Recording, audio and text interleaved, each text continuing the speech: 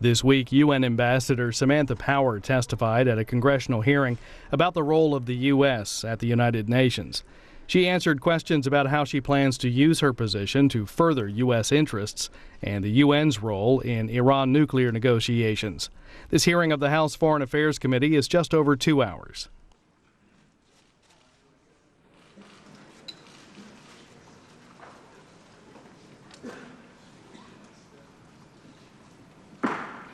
This hearing will come to order, and this morning we look at the role of the United Nations.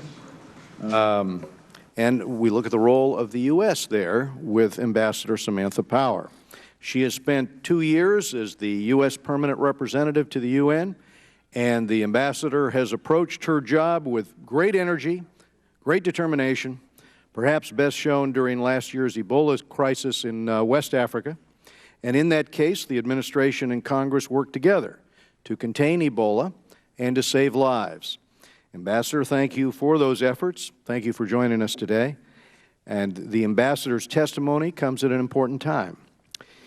If a final Iran nuclear agreement is reached, and the deadline is in 2 weeks, then the Security Council will be expected to remove international sanctions while preserving the ability to react to Iranian cheating. And given all we know about the history of Iran's nuclear program, cheating should be expected. The committee wants to know how, in a case of cheating, a proposed sanctions snapback process would work. We know for sure that Russia and China wouldn't make this easy. And I've never known any UN process described as taking place in a snap. Last week's revelation by a panel of UN experts that there has been not a single report of Iran violating the UN arms embargo not only lacks any credibility, but calls into serious question the chances of the UN snapping back any sanctions. The committee is disturbed to watch the UN's continuing anti-Israel bias, especially in the Human Rights Council. More disturbing is that the Obama administration seems to be on the brink of discarding decades of bipartisan support of Israel against the UN onslaught. President Obama has raised the dramatic step of allowing the Security Council to impose conditions related to a two-state solution rather than supporting negotiations between the parties themselves. Ambassador, as Ranking Member Engel and I wrote to you the other month, an imposed plan will not get us closer to peace. Nearby, Syrians are being slaughtered before the world's eyes. 2 years ago, the United Nations called the crisis in Syria the worst humanitarian disaster since the Rwandan genocide.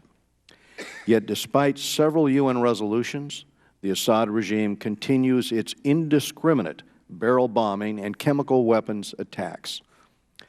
Those responsible for these war crimes must be held accountable. Ambassador, you have said this to your credit, but when will that accountability come? The committee hears testimony tomorrow from some of the brave Syrians who have appeared in front of the Security Council to share their stories of responding to Assad's abhorrent attacks, including chemical attacks. Elsewhere, religious minorities are under attack. Unable to claim citizenship in Burma or elsewhere, many have called the Rohingyas the most persecuted minority in the world. Burma's persecution has led thousands to desperately flee to overloaded boats. Many are rightly bothered by the United Nations' poor track record protecting Rohingyas. Young Rohingya Muslim girls can think that they are finding safe haven, but end up being trafficked, being sexually exploited, being led into a lifetime of misery. United Nations peacekeeping, by the way, despite many shortcomings, has managed to protect innocent civilians and minorities. In recent years, the missions in the Democratic Republic of Congo, in Mali, and South Sudan have saved lives. The committee wants to continue working with the ambassador to see that these missions are appropriately supported, and we hope that something can be done for the Rohingya people. And that's easier if failing missions, some decades old, are closed and the horrendous sexual abuses are tackled head-on. UN reform shouldn't be limited to peacekeeping. This summer, when the UN scale of assessments is reviewed, I trust the U.S. delegation will be working to spread the burden and give major donors greater say in management decisions. Ambassador Power, you will be wrestling with many critical issues in the coming months. To say you have a difficult and even hostile environment at the UN is an understatement. But you do not appear to be one to shy away from a challenge. I look forward to continue to work with you on these pressing matters. We thank you again for being with us today, and I will now turn to Mr. Elliott Engel, the ranking member of New York, for his opening statement. Thank you, Mr. Chairman, for holding this hearing, and Ambassador Power, welcome. Thank you for your testimony today, and more importantly, for your distinguished service. As far as I'm concerned, you're certainly the right person at the right time to be our UN ambassador, and we're lucky to have you. Across 7 decades, the United Nations has done a great deal of good. Millions saved from starvation, diseases like smallpox wiped off the map, sanctions that have ended conflict and curbed terrorism, peacekeeping missions that have brought stability to war-torn regions. At the same time, however, we must acknowledge that the UN is far from perfect. We need to improve the organization's management, enhance transparency, and strengthen internal oversight. And we must continue to speak out forcefully when member states use the UN as a platform to unfairly single out Israel. In my mind, the best way to address these problems and to advance American foreign policy priorities is to maintain our engagement with the organization. U.S. leadership at the UN has headed off deeply biased and one-sided resolutions targeting Israel. We cast the lone no vote against the Commission of Inquiry into the situation in Gaza. We've helped scale back the number of anti-Israel efforts in the Human Rights Council overall, and the Human Rights Council has really been a joke as far as I'm concerned. We pushed back against the resolution recognizing Palestinian statehood, and we've rejected efforts by the Palestinians to use the UN to gain concessions from Israel outside of the context of negotiations. I want to thank you, Madam Ambassador, because you've been such a champion for Israel. The Israeli ambassador to the UN said last week that if it weren't for the help of the United States and you personally, Israel, and I quote him, would be in real trouble. When the United Nations continues to attack Israel, it really undermines the credibility of the United Nations. I'm confident that you will continue to make clear, Madam Ambassador, that the United States will continue to oppose any biased or one-sided resolutions at the UN, and that we will not shy away from using our veto at the Security Council if necessary, despite some of the rhetoric we've heard from President Obama. But even with strong American involvement, the UN has been virtually paralyzed when it comes to a range of challenges around the world because other members of the Security Council continue to block meaningful action. I'd like to mention just a few, and I'm eager to hear your views on these topics. I'll start with the civil war in Syria. Half the population of that country has been displaced. An entire generation is growing up in refugee camps. To be sure, the UN has done a lot for refugee families in Jordan, Lebanon, and Turkey, and most of the assistance for Syrian people inside Syria has flowed through the UN. But Russia's intransigence has prevented the UN from playing a more active role in helping the Syrian people chart a better future for their country. And that's only the tip of the iceberg with Russia. Under Vladimir Putin's leadership, or lack of leadership, Russia has walked away from democracy, the rule of law, and human rights. Their ongoing intervention in Ukraine threatens stability and democracy across Europe. This war has left thousands dead, tens of thousands wounded, and more than 1 million displaced. We need to expose the Kremlin's lies wherever and whenever we can. So I commend you for shining a light on the hard facts in the UN. With regard to Iran, we are all eager to see what a comprehensive nuclear deal will look like. I'm particularly concerned about who will determine if Iran is in violation of the agreement. What happens if we think Iran has stepped over the line, but Russia and China disagree?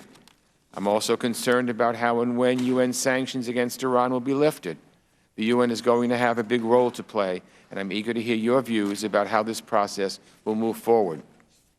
Finally, in our own neighborhood, I'm very pleased that the mandate for the UN International Commission Against Impunity in Guatemala was recently renewed. Creating similar commissions in Honduras and El Salvador would make a big difference in fighting corruption and impunity, and I hope we can work together, urging our partners to take this step. Ambassador Power, thank you again for appearing today. I look forward to your testimony. Thank you. So this morning, we're pleased to be joined by Ambassador Samantha Power. She is the United States Permanent Representative to the United Nations and a member of the President's Cabinet. Prior to her appointment to the UN, Ambassador Power served as Special Assistant to the President and Senior Director for Multilateral Affairs and Human Rights on the National Security Staff at the White House. Ambassador Power is the Pulitzer Prize-winning author of A Problem from Hell, America and the Age of Genocide. We thank you for being with us today, and without objection, the witness's full prepared statement will be made part of the record, and members will have 5 calendar days to submit any statements or questions or extraneous material for the record. Ambassador Power, I would ask you if you could please summarize your remarks, and then we'll go to questions. Thank you. Thank you, Mr. Chairman. Thank you, Congressman Engel. Distinguished members of the committee, thank you for the opportunity to testify today, and thank you for being here. Thank you also for your leadership in advancing America's national security interests and our values in the world. Last week, I traveled to Ukraine, where I had the chance to see up close what happens when the rules undergirding our international peace and security are ignored. At a shelter for displaced families in Kyiv, I met a mother who told me how her husband and 2-year-old child had been killed in February when a shell struck their home in a village in eastern Ukraine. The shelling, as you all know, was part of a sustained assault by combined Russian separatist forces, and the victims just 2 of the more than 6,300 people who have been killed in the Moscow-manufactured conflict. Shortly after the attack, the mother fled town with her 5 surviving children in a van whose roof and doors had been blasted out. Her plea, one I heard echoed by many of the displaced families I met from eastern Ukraine and occupied Crimea, was for the fighting to stop and for their basic rights to be respected. As the members of this committee know, we are living in a time of daunting global crises.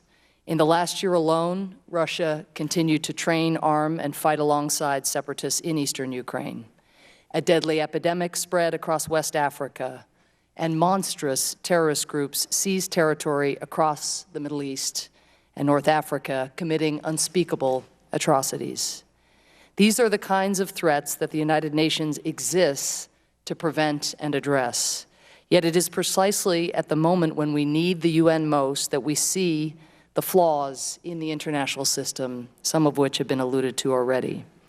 This is true for the conflict in Ukraine, in which a permanent member of the UN Security Council is violating the sovereignty and territorial integrity that it was entrusted with upholding.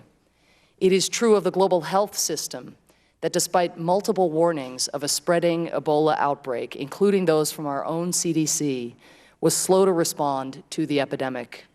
And it is true of UN peacekeepers who too often stand down or stand by when civilians they are responsible for protecting come under attack, thus leaving populations vulnerable and sometimes open to radicalization. Representing our nation before the United Nations, I have to confront these and other shortcomings every day.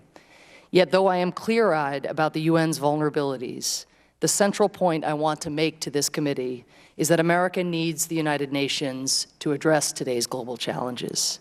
The United States has the most powerful set of tools in history to advance its interests, and we will always lead on the world stage.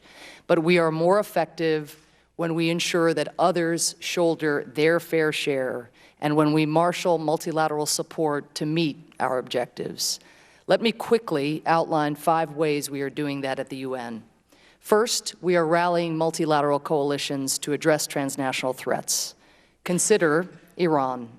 In addition to working with Congress to put in place unprecedented U.S. sanctions on the Iranian government In 2010, the Obama administration galvanized the UN Security Council to authorize one of the toughest multilateral sanctions regimes in history.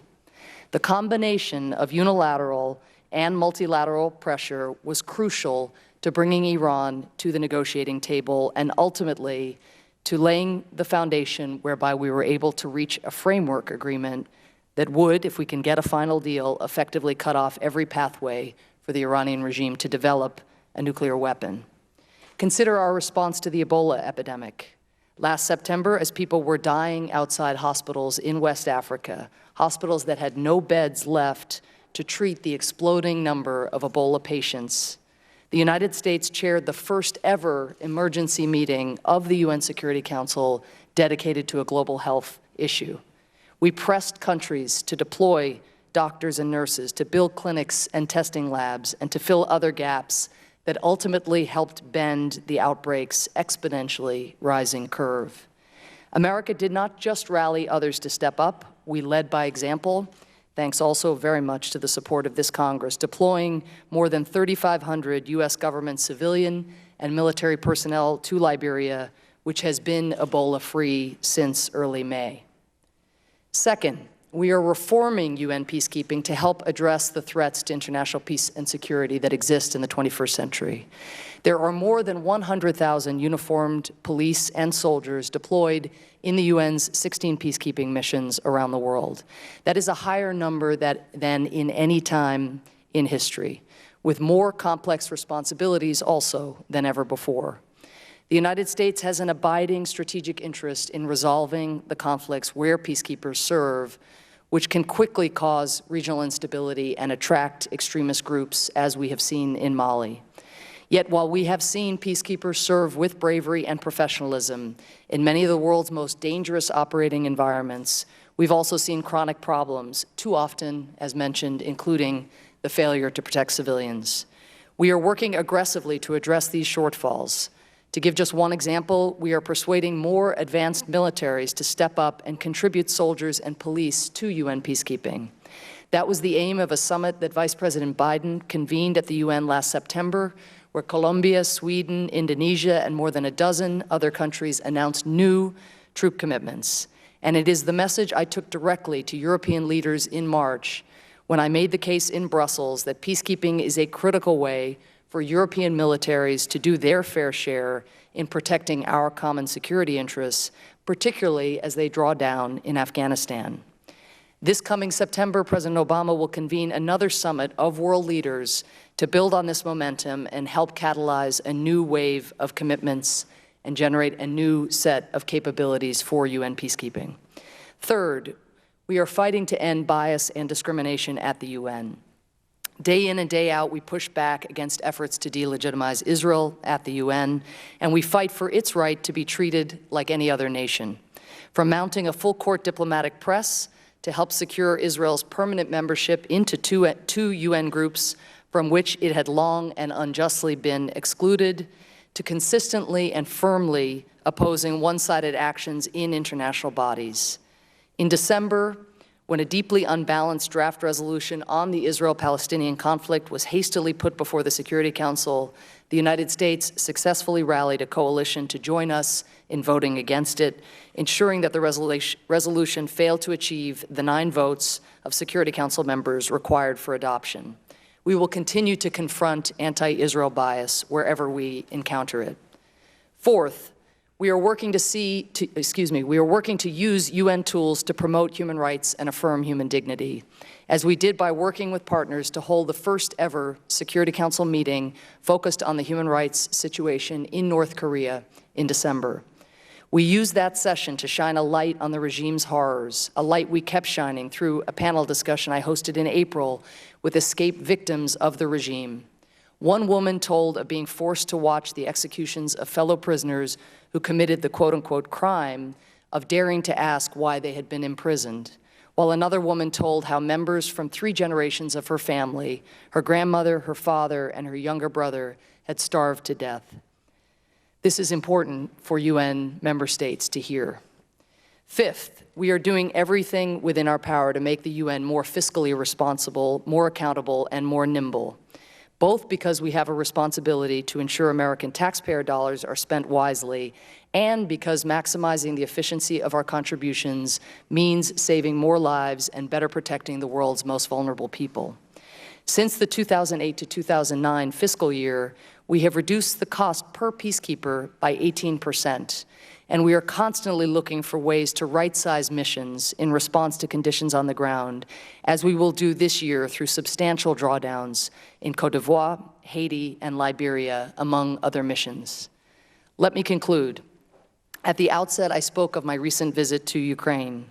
Across the range of Ukrainians I met, from the mother who lost her husband and 2-year-old child in the assault by combined Russian separatist forces, to the brave students who risked their lives to take part in the Maidan protesters against the kleptocratic Yanukovych government, to the young members of parliament working to fight corruption and increase transparency, what united them was the yearning for certain basic rights and the belief that the United States could lead other countries and the United Nations in helping make their aspirations a reality.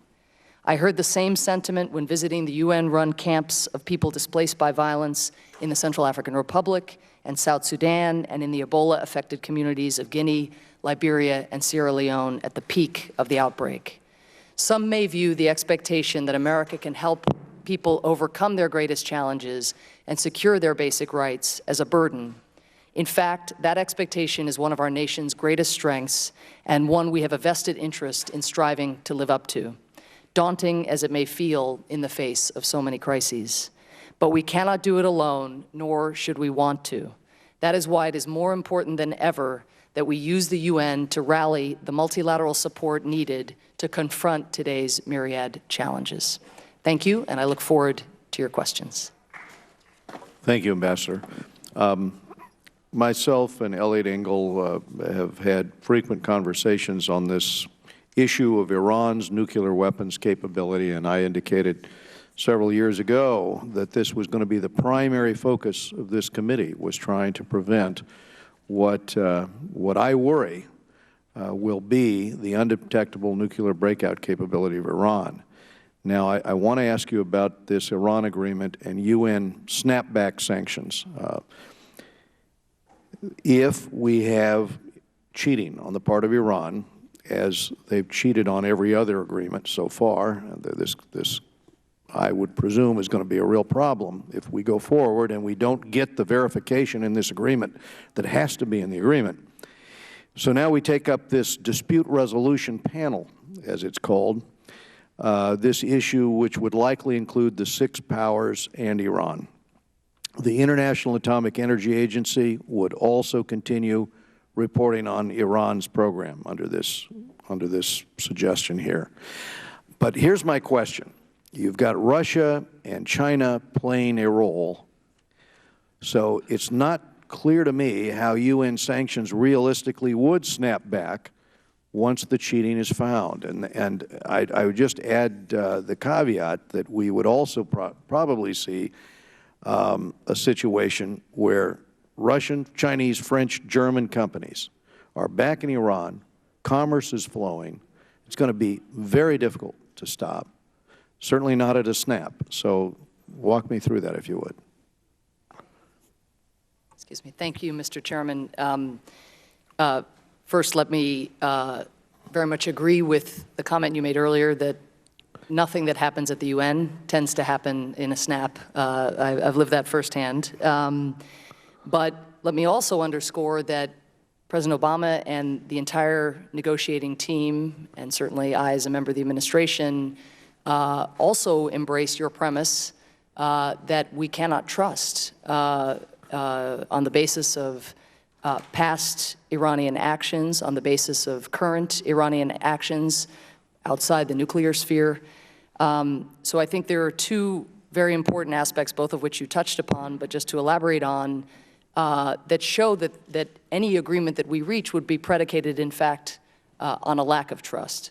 So the first is, in fact, one of the most intrusive inspection regimes imaginable, the ability to monitor what is happening along the nuclear supply chain to an unprecedented extent. forever commitments related to the additional protocol and the modified code. I mean, these are things that are going to last well beyond the life of this agreement. And I think what's important about it is it's about recognizing that there, of course, are dangers of covert capabilities being brought online, and that, again, is what this inspection regime is oriented around. But the second manifestation, I think, of the lack of trust is the snapback mechanism. And one snapback mechanism, of course, is within our own hands. There are many sanctions that the President of the United States can snap back, just would be able to snap back with the stroke of a pen. But in my world, President Obama has been very clear from the very beginning that we cannot allow a procedure for snapback to be left in the hands of Russia or China. For the very reason that you indicate. While it's true that we were able to get the multilateral sanctions regime through the Security Council, again, the toughest, I think, in the 70-year history of the United Nations, it does not therefore follow that in the event of breach, that we would be able to get that same resolution through a second time. And so while I can't get into the specifics of the mechanism right now because we're at a very delicate stage of the negotiation, and all of this is being worked through to the finest detail. I can say, number one, Congress will be briefed as soon as the deal is done, if it gets done. And number two, we will not support a snapback mechanism or an agreement that includes a snapback mechanism that leaves us vulnerable in the manner that you are fearful of. In other words, we will retain the ability to snap that multilateral sanctions architecture back in place without Russian or Chinese support. I think that has to be the focus, because it took so many years for the international sanctions to be put in place so that those companies terminated their business with Iran. And now we have a situation as a result of the way this is being negotiated where they're all waiting to position themselves to get back into the country. Now, the other aspect of this, as you say, we are going to have an effective sanctions regime. That would imply then that what the Iranians are telling the world, which is that there is not going to be any investigation on their military bases, that the international inspectors are not going to be able to have access to those types of sites. And as you know, that's where they've done a lot of their training or their testing is on those military sites. That would put us in the precarious position of an agreement that would be like the '94 Framework Agreement with North Korea, where without the ability of the international inspectors to actually go into those types of sites, the cheating would be, in a case like that, not even detectable.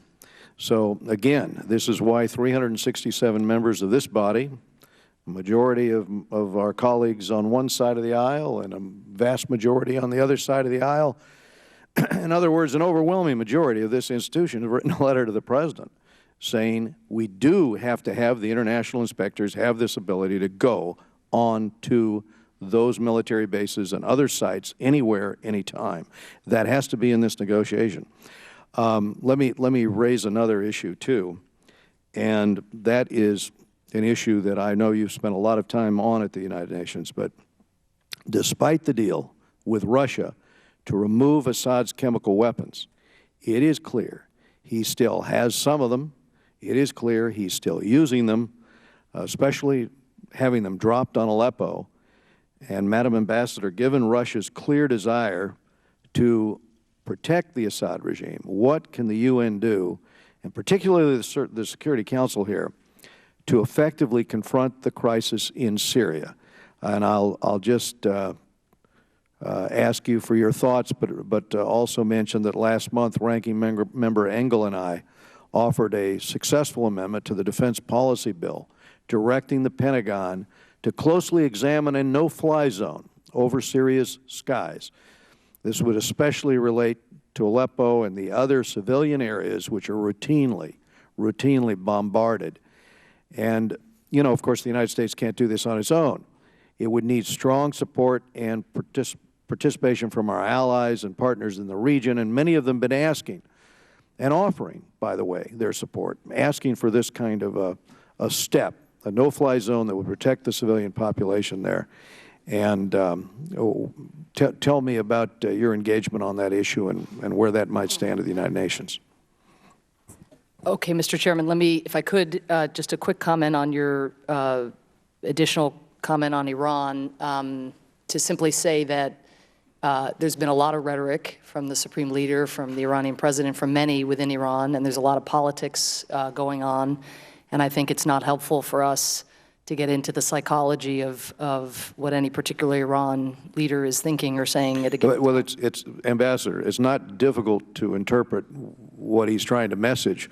When he routinely starts the mornings with rallies of death to America, I understand. I interpret that he means what he's saying in these cases. Well, all I wanted to underscore before turning to your important Syria question and set of comments is President Obama will not accept a deal in which we do not get the access that we need in order to verify compliance. Thank you. We want to hold the President to that. Thank you. I'm sure you will. So on Syria, let me first address the chemical weapons issue. Because of the credible threat of military force back in 2013, we were able to forge an agreement with the Russians, one of the rare instances. As you know, they've used their veto 4 times on Syria-related issues, including a referral of some of the worst atrocities we've seen since the Second World War, a referral of those crimes to the International Criminal Court. They vetoed that. They vetoed very mild condemnatory language. We live their alliance with the Syrian regime and the costs and consequences of that every day. I mentioned in my opening remarks Ukraine and the perverse consequence of a permanent member trying to lop off part of someone else's country. To see a veto holder use its veto in this reckless, disgraceful way is extremely disturbing. However, in this one instance, we were able to team up in order to get this dismantling regime put in place. The OPCW and the UN stepped up together, really in an unprecedented way, building the airplane as they flew it. And as a result, we have the removal and/or destruction of 100% of the declared Syrian chemical weapons program. But you're absolutely right. We also have alarming and grave reports that the Syrians, seemingly incapable of fighting without drawing on chemical weapons, have now found a new way, even with the dismantlement of their declared chemical weapons regime, which is to turn chlorine into a chemical weapon. We are pushing at the Security Council. We've just, in the last few months, secured another resolution, again, somehow getting Russia's support, to make it very clear to the world that just because chlorine is a household product doesn't make it not a chemical weapon when it is put in a barrel bomb and dropped on civilians. So we made that clear in the hopes that that would be a deterrent, threaten further measures. We're now at the point in which we need accountability for these crimes. And we are pushing, I don't want to get ahead of diplomatic discussions, but pushing Russia to take ownership of this, to use their influence with the regime behind the scenes, and to move forward and get something through the Security Council that would actually establish accountability. Separate from that, in terms of the UN, of course, Staffan de Mistura is the UN envoy. We need a big political push in terms of negotiations. Those negotiations have kind of have not really progressed since the last Geneva conference. It's really been a period of protracted stalemate. But the regime, of course, has suffered a series of military setbacks. Russia and Iran themselves, of course, share at least one additional concern with us, which is the growth of ISIL in Syria. And so we are pushing Russia on the Security Council and outside of it to join with us here and make a serious political push so that we can get a kind of peaceful transition, one that brings about an end to the Assad regime, which would gas its people and has committed such unspeakable atrocities, but one also that would not leave Syria vulnerable to ISIL actually coming in and filling the breach. On the no-fly zone, finally, I don't have a lot to add. You know that every day we are looking into the toolbox and trying to ascertain which tool is appropriate in which circumstances, on the humanitarian, on the sanctions, on the support for the train and equip program. We've done an awful lot, again, to try to influence the situation inside Syria. A no-fly zone, if implemented and executed, would entail using military force against the Syrian regime. And our judgment is that at this point, the risks of doing so would exceed the potential benefits, not least because of the number of extremists, again, who could conceivably benefit from such a... Well, remember, the main beneficiary right now, as Ambassador, as the regime drops those chemical bombs on Aleppo, it is the ISIS fighters that, you know, the middle class, the Free Syrian Army, are battling on the outskirts. So it is a case, in this instance, of the regime working in tandem with ISIS in order to collapse, basically, the resistance to ISIS up in the north. But anyway, tomorrow this committee will hear from the brave responders who were recently back from their efforts to save, these are physicians who were out there to save civilians from these chemical attacks, on the nature of the chemical attacks. But thank you for your good work. I need to go to Mr. Engel. Ambassador, thank you very much. Thank you, sir. Ambassador, as I said in my opening remarks, let me acknowledge the very strong work you've done in defending Israel at the UN. You listed several instances in your written testimony, and I want to acknowledge your personal commitment to pushing back against efforts to delegitimize Israel at the UN. The ridiculous nonsense from the UN Human Rights Council, which consists of some of the worst offenders of human rights, really makes that council, in my opinion, a joke and undermines the credibility of the UN itself. The President recently gave an interview with Israeli Channel 2 News in which he said that the U.S. was reevaluating, and I quote him, how we approach defending Israel on the international stage around the Palestinian issue, unquote. I understand that this reevaluation will not affect our security relationship with Israel. The President made that clear, but frankly, his remarks were troubling, as were other remarks he has made on the same subject. Reevaluating the ways that we defend Israel on the international stage could have ominous consequences, and it's obviously very concerning for those of us who seek to strengthen the U.S.-Israel relationship. If the U.S. priority is achieving a permanent two-state solution, giving Israel another reason for unease will not help that goal. So I want to ask you, what is the status of this reevaluation, and what is it based on? Thank you, Congressman Engel. First, as you yourself have noted, the President was very clear, I think, in that interview and has consistently been clear that we are not reevaluating our bond with Israel, our security and military relationship, the tremendous friendships that exist between the American people and the Israeli people. I think what we are engaging right now is a moment at which it's not exactly clear how progress toward a two-state solution is likely to be made. And so we're in daily touch, as you know, with the Israeli government. The Israeli National Security Advisor is here in Washington, I believe still as we speak, meeting with our National Security Advisor.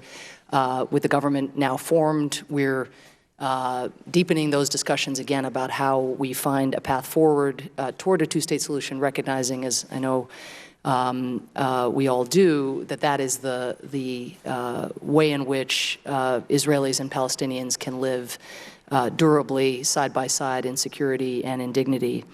With regard to the area of concern that you have flagged, the United States, the Obama administration have consistently opposed the delegitimation of Israel. We've also consistently pushed for the legitimation of Israel across the UN system, and I can give lots of examples of that. We uniformly oppose one-sided actions designed to punish Israel, and we will continue to do so.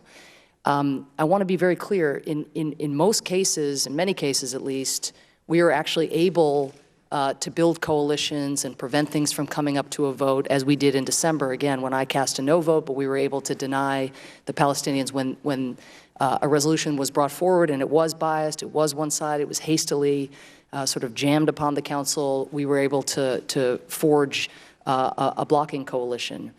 I also want to note that there are occasions in which we work with our Israeli counterparts up in New York on affirmative UN resolutions on things that Israel thinks can advance its interests. And so I think it's hard to speak about hypotheticals, and I would caution against doing so. During the Gaza crisis last summer, where I know you were very engaged, we came very, very close working with Israel on a UN Security Council resolution that we thought potentially could be additive as that crisis was winding down. In the end, it didn't come to pass, but again, the text and the content of what we're talking about, I think, would really matter. And suffice it to say, again, I want to underscore that the United States would oppose any resolution that we believe is biased or would undermine Israel's security. Well, thank you for that answer, and it goes in line with your written testimony, and I quote, "We have consistently and firmly opposed one-sided actions in international bodies and will continue to do so." So it's a welcome message. But how do you anticipate this pledge manifesting at the UN as the French and others pursue a Security Council resolution that could set artificial timetables for negotiations? Again, we have not seen, or I have not seen, a French resolution. We read in the press the same things you read, and we've certainly heard about various texts that are flying about. But I will say, since I've got to New York, there have always been texts circulating related to this set of issues. So I think, again, I'm not going to speculate on hypotheticals beyond saying we're not negotiating any UN Security Council resolution. Let me just say in conclusion, what's disturbing about some of the remarks that the President has made is that there is the hint, or maybe not even a hint, that perhaps next time around on some of these resolutions, rather than vetoing them, the anti-Israel biased resolutions, we might just abstain, and that, of course, would allow it to pass. When some of us hear that, we cringe, because if we can't count on the United States to stand firmly behind Israel against these ridiculous one-sided biased resolutions, then I think it makes the UN almost worthless in terms of trying to be a group moving the process along, rather than beating up on Israel with the built-in bias at the UN. So when we hear those remarks from the President, it disturbs many of us that have supported a two-state solution, that support Israel's right to exist, and that fight against the elimination of Israel all the time. Thank you. So, thank you. We go now to Representative Eliana Ross-Layton, Chairman of the Subcommittee on the Middle East and North Africa. Thank you so much, Mr. Chairman. And Madam Ambassador, thank you for being so kind to my interns before this session. Following up on the excellent remarks made by Ranking Member Engel, as we know, President Obama issued a not-so-veiled threat to Israel that the U.S. Might not be able to support a veto of the French resolution at the UN Security Council on Palestinian statehood. Now, you use the word oppose, we will oppose, but will the United States, yes or no, veto any resolution at the UN that imposes this two-state solution on Israel? What will our position be? Will we veto? You say we oppose, but will we veto? That would send a strong message.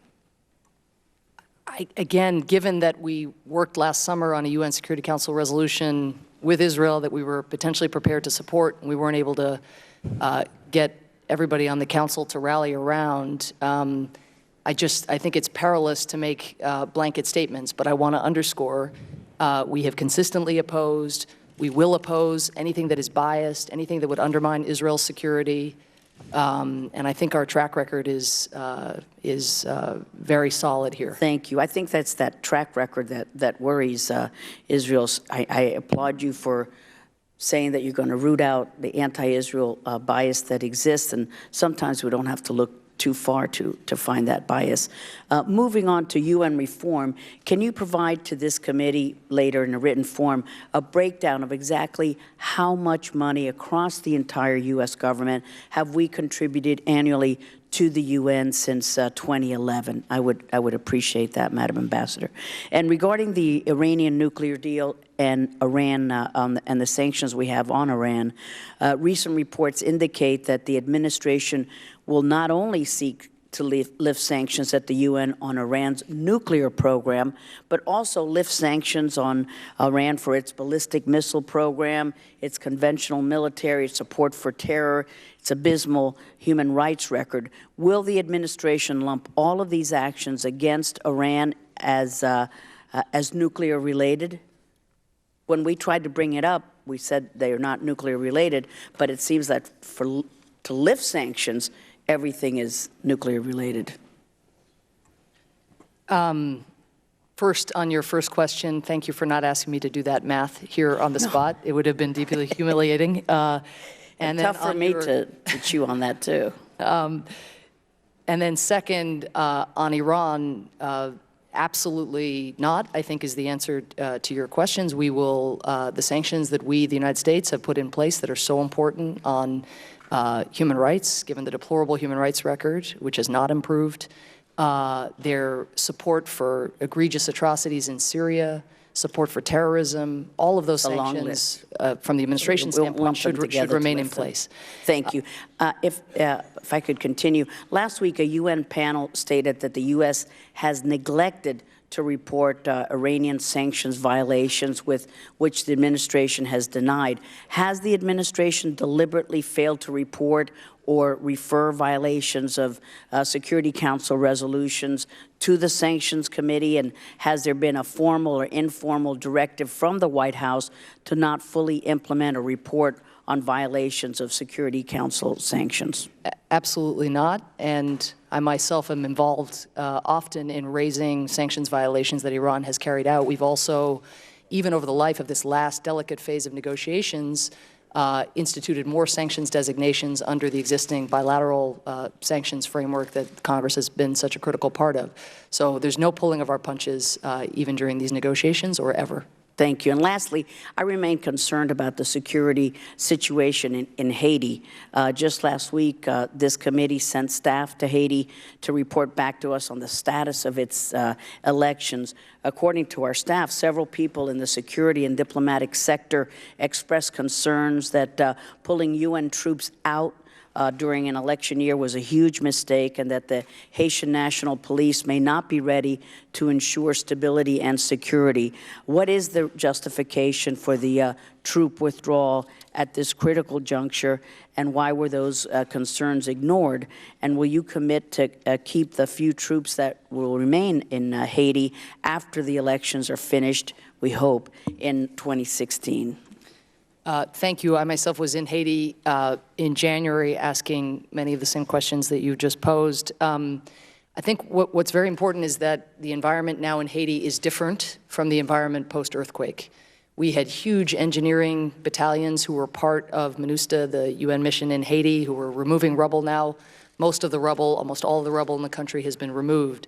So what we've really seen is, yes, a drawdown in terms of the authorized number of troops, and that's something the United States has helped spearhead, in part back to the chairman's comment at the beginning, recognizing that the system is massively stretched around the world, recognizing we have to answer up here also in terms of the budgetary demands that UN peacekeeping makes on the American people, as well as on other member states, but mainly in this instance, recognizing that police, foreign police units, mobility, more mobility, fewer engineering battalions, that basically you needed a recalibration of the mission according to new circumstances. So it is true that there has been a significant drawdown, but there is still a substantial infantry presence. There is still the ability to do rapid response. We've introduced more helicopters to allow troops and police to move more quickly across the country. And a lot of the functions that the UN peacekeeping mission had been performing are now migrating to the so-called UN country team, the development professionals, the election experts, and so forth. That's not really a job for the military in many cases. I also would note that you're right that the Haitian National Police have a long way to go. But the strides that they have made, I think, over the last 2 or 3 years are really extraordinary and very much the product of U.S. And other member state bilateral support, as well as the UN training that has gone on there. Thank you so much. Haitian Americans have greatly enriched our South Florida community, and we pay such close attention to Haiti. Thank you so much. Thank you. Mr. Brad Sherman of California, ranking member of the Subcommittee on Asia and the Pacific. Ambassador, thank you for your service, not only in government, but before you joined the government. Thank you for your work in opposing and exposing genocide, particularly the Armenian genocide. Want to echo the ranking member on the protection of Israel at the United Nations. We were all concerned by some indication that the administration would cut back that support. It's good to support Israel. It's even better when it's difficult. And I want to praise the administration for standing with Israel at the NPT consensus review process, where in order to prevent actions inimical to Israel, we not only opposed the inimical actions, but we opposed, because we had to, the entire agreement. So hopefully that answers the question, as you have here when you committed to the ranking member that it is our position to veto one-sided anti-Israel resolutions at the UN. The President has recognized that involving the UN in the details of the peace process is not a way to advance peace. Obviously, the UN might adopt a resolution that had a few non-controversial provisions: two-state solution, peace and security for all. But would we veto any UN resolution that tried to codify the parameters of a peace deal and included controversial elements in that codification? Thank you, Congressman Sherman. I think that's a reprise of the Congresswoman's question with a slight shift. I really am going to resist making blanket declarations on hypothetical resolutions. Our position, again, I think has been very clear for some time. I have said, again, we would oppose anything that was designed to punish Israel, that would undermine Israel's security. But I think, again, it's perilous. There's no resolution in front of us. There are, I'll move on to less hypothetical questions. First, under current U.S. law, the administration is required to cut off Palestinian aid if the Palestinians pursue or support charges against Israel at the ICC, and I am confident that you will follow the law on that one, spirit and letter. And I won't even ask that as a question, because I know of your dedication to law. The United States Constitution vests specifically power over all international commerce, especially sanctions particularly sanctions in the United States Congress. The administration has, in the area of trade, recognized that the Congress is the primary arbiter and has asked us to pass a statute providing limitations and structure. But I want to make sure that the administration will follow Article 1 of the Constitution when it comes to sanctions on Iran.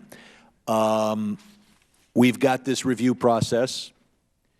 I would hope that you negotiate a deal in Switzerland so good that Congress universally supports it, but that may not be the case. Imagine a situation in which there is a deal that is cut, the administration supports it, but less than 1/3 of either house has indicated support for the deal. There are news reports that you will prevent a lifting of UN sanctions at least for a month to give Congress a chance to go through the process of review. Will you be allowing a lifting of UN sanctions during the statutory review process?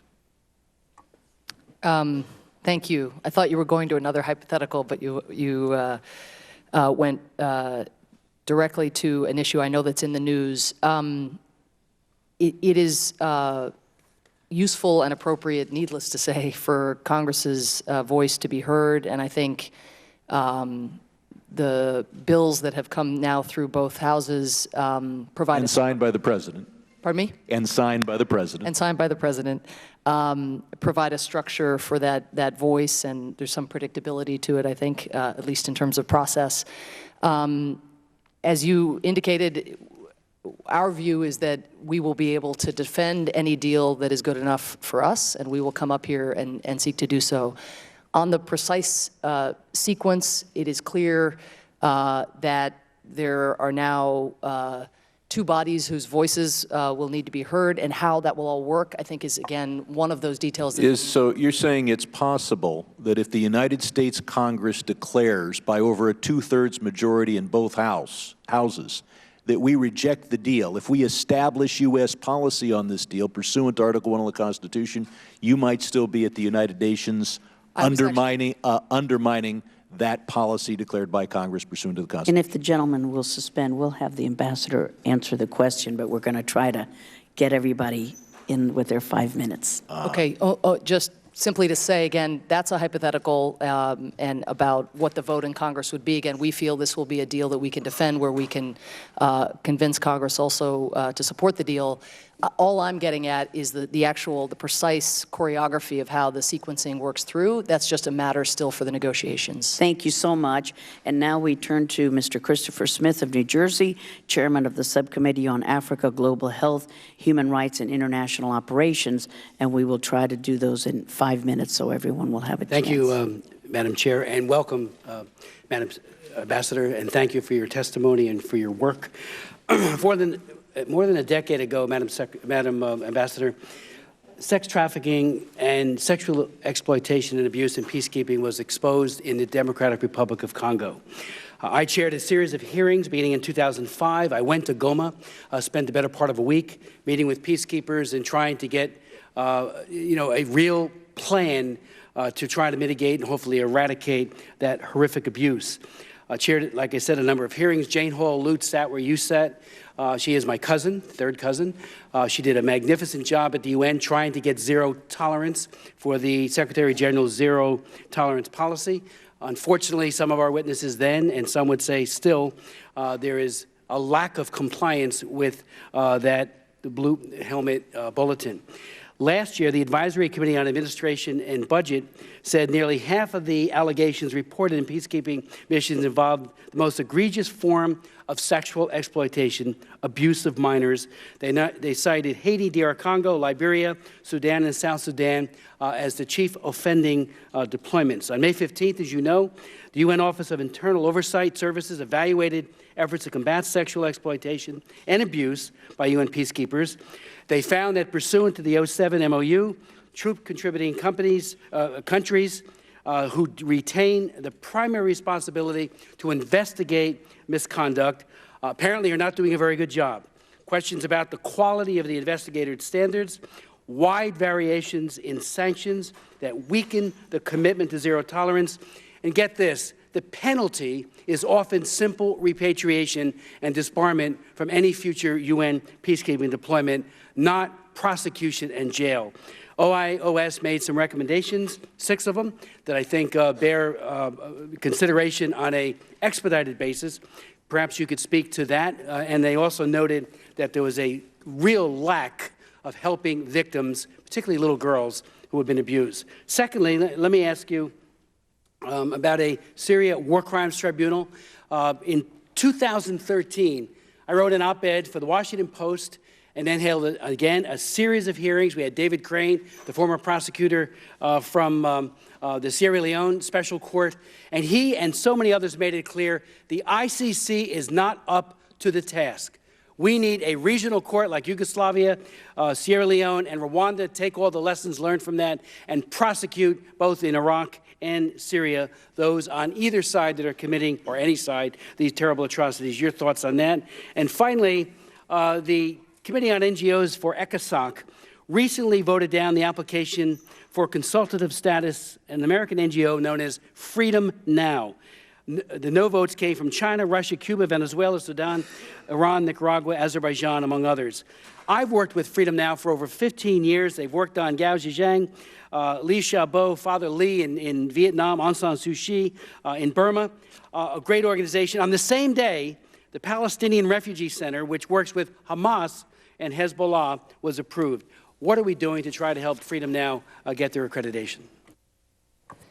Thank you, Congressman. I'll try to move quickly through each of these three very important issues. First, I'll work backwards. On Freedom Now, I couldn't agree more. They're doing some of the most important work to highlight the plights of political prisoners around the world. I know I personally use their work, try to reinforce whatever they're campaigning on. I know members of Congress also have teamed up with them. And the just very sad fact is that the NGO committee, in which members are elected by the UN membership, often by their regions, is stacked with a group of countries who don't themselves tolerate NGOs in their own countries. And so, you know, it's almost every frustration that one feels about who gets elected to this or that in a UN body stems from the same issue, which is that regions are not taking sufficient responsibility for the integrity of who they're putting forward on behalf of their continent. And this is a classic example, but we're not giving up. We're working behind the scenes with Freedom Now, and we have a chance now that it goes to the full Economic and Social Council from this subset or the smaller NGO committee. We have a chance to overturn the vote. It's going to be challenging because, again, recall that in the United Nations as a whole, a body of 193 countries, more than half are not democratic.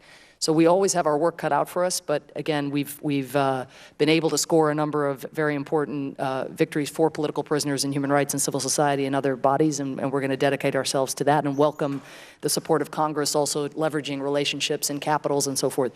Second, again, working backwards on Syria, I remember very well your op-ed, and I think it's a very, very important idea that you have put out there.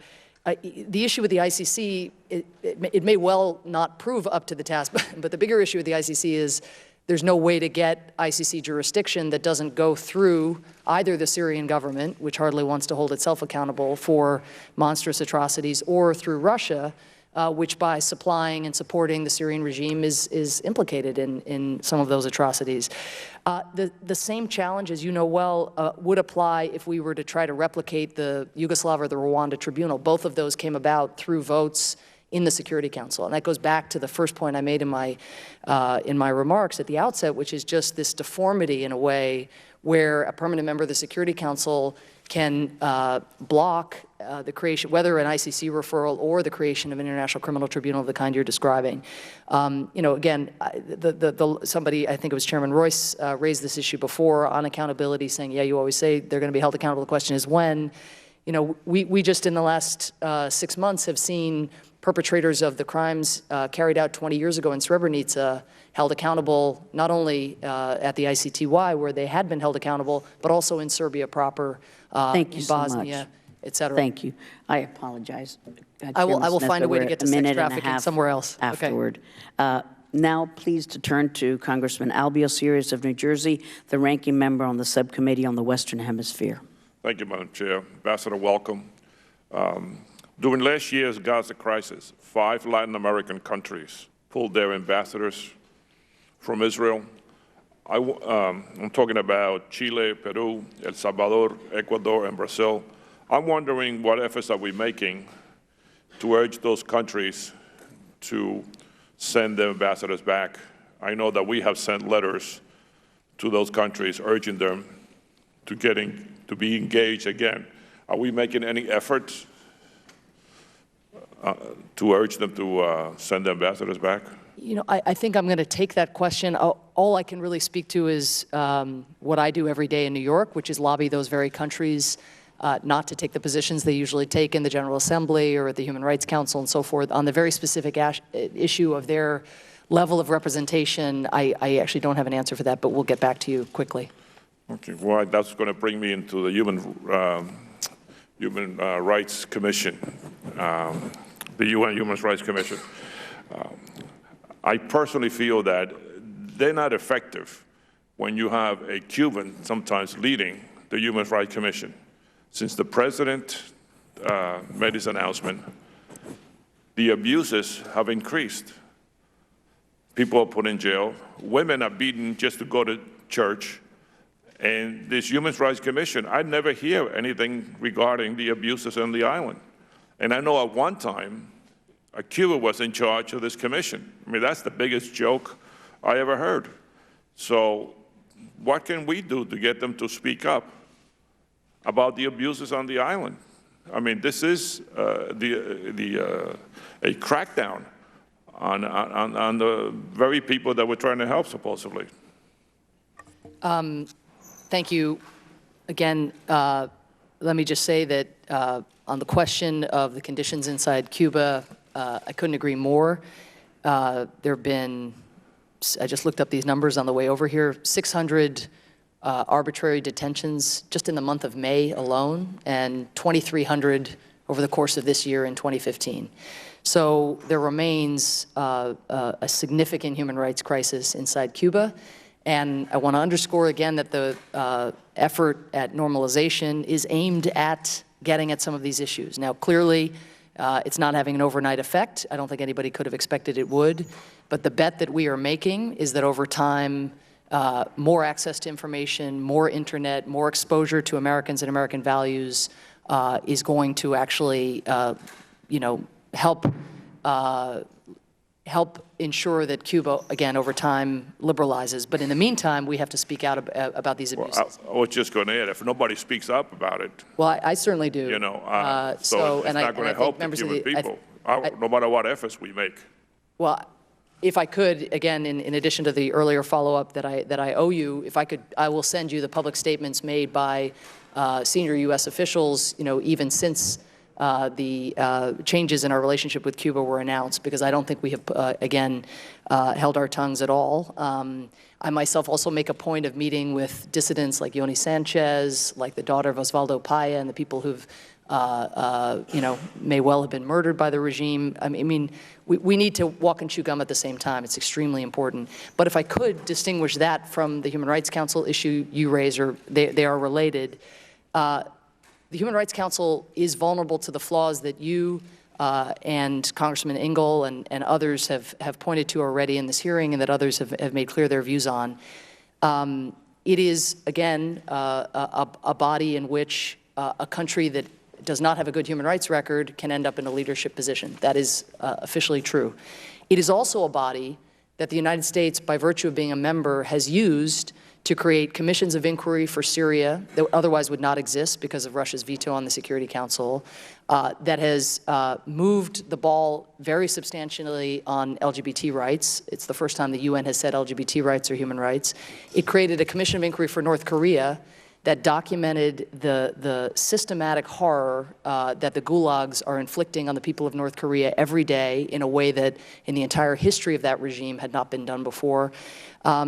We have a special rapporteur for Iran that would not exist if not, again, for the Human Rights Council. So like a lot that exists at the UN, it is not us. It is not the body we would... So we expect that maybe this will also happen towards Cuba?